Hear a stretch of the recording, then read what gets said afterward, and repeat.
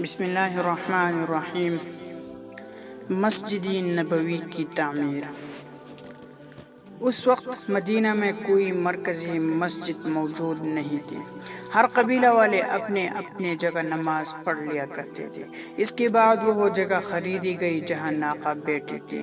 اس جگہ مسجد نبوی کی تعمیر کی گئی، جس کی دیواریں کچی اینٹوں کے اور ستون کھجور کے درخت کی لکڑی سے اور چھت کھجور کے شاخوں سے بنائی گئی تھی، اور قبلہ کا رخ بیت المقدس کی طرف رکھا گیا، جو اس وقت مسلمانوں کا قبلہ تھا۔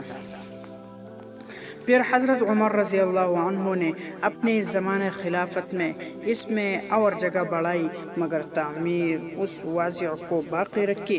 پھر عثمان رضی اللہ عنہ نے اپنے زمانے میں اس میں بہت بڑا اضافہ اور تغیر کیا، جگہ بھی بہت بڑھا دی، اور دیواریں اور ستون منقش پتھروں کی اور چھت سال کے لکڑی کی بنائی۔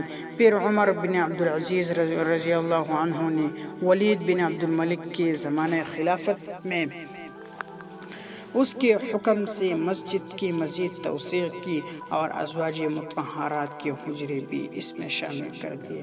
اس کے بعد 170 ہجری میں خلیفہ مہدی نے، اور اس کے بعد 303 ہجری میں مامون نے اس کے توسیع و تغیرات کی اور اس کی بنیاد کو خوب مضبوط کر دیا۔ اس کے بعد سلاطین آل عثمان نے نہایت عمدہ تعمیر کی، جو اب تک موجود ہے۔ پھر شاہ سعود نے اور شاہ فیصل نے توسیع کی، اور اب شاہ فہد نے توسیع کی ہے، جو زبردست اور عالیشان ہے۔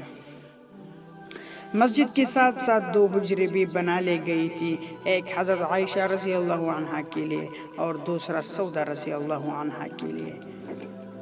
اور اس کے بعد نبی کریم صلی اللہ علیہ وسلم نے ایک شخص کو مکہ بھیجا کہ آپ کے آل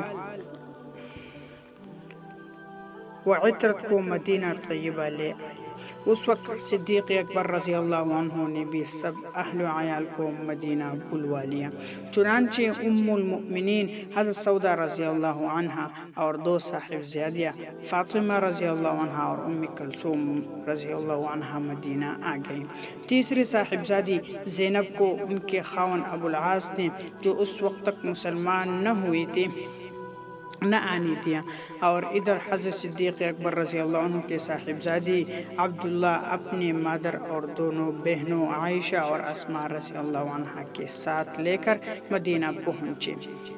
اور اب مکہ میں صرف چند مسلمان رہ گئے تھے، جن میں سفر کرنے کی طاقت نہیں تھی۔